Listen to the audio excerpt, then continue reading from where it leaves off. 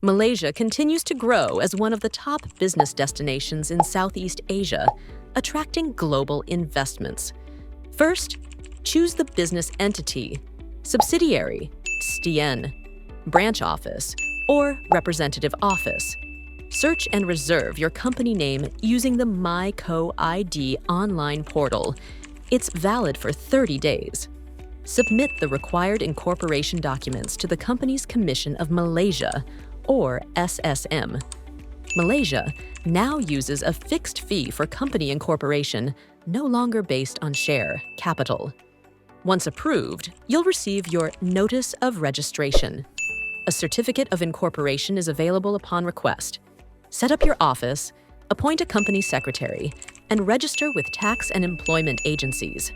Open your business bank account with local banks.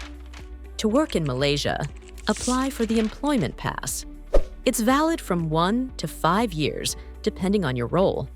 From registration to licenses, starting a business in Malaysia is now faster and simpler than ever.